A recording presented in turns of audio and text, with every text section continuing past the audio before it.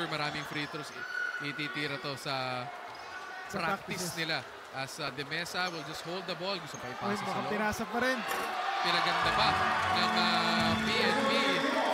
Si De Mesa wanted to add insult to injury dun sa kaniyang kalaban at dinagdagan pa ang kanyang stat line. And there you have it, the final buzzer.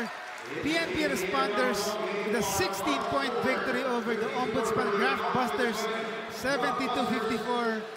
That will give the PNP Responders the early lead, sharing it with the OP Executives, winning against the GSIS Furies earlier in the day. And who were the key players for the Responders? Ito masasabi natin talaga, Joel De Mesa. Alejandro was also a key player here para sa PNP Responders. And speaking of best player of the ball game, Carlo, kasama na natin ang ating best player of the ball game, and he's waiting on the floor with Rex. Maraming salamat. Stellar job, guys. Andre and Carlo, thank you so much for that doubleheader. Kasama natin ngayon ang best player of our main game today from the PNP Responders, of course, Colonel Joel De Mesa. Colonel, you are a former MVP of this very league, ang executive face-off. How does it feel to be back? Well, unang-una, nagpapasalamat tayo sa Diyos kasi natuloy na naman yung UNTV natin. Of course, sa pamumuno ni Kuya Daniel Razon, ano? At dahil sa blessing ng Panginoon natin, naglaylo na yung pandemic, kaya nakalaro ulit tayo ngayon. Yes, sir. Congratulations. And ngayon naman, ang tanong ko, sir, we have been out for more than a couple years, right? How did you keep yourself in shape? Parang Father Time is not bugging you at all.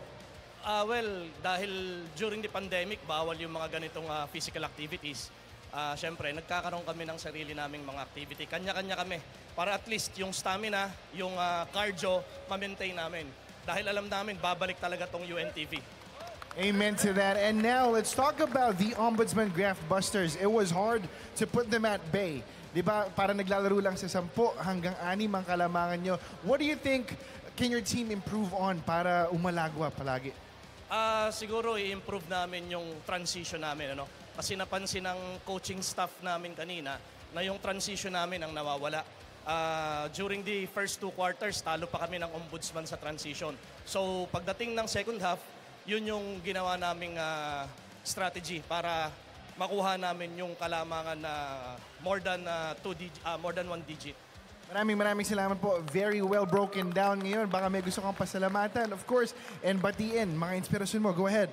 Of course, nagpapasalamat kami sa pamunuan ng PNP, sa pamumuno ng aming Chief PNP na si Police General Azurin. Dahil full support ang PNP sa team na pinasok namin sa UNTV. Sa coaching staff namin, sa lahat ng players namin na nandito.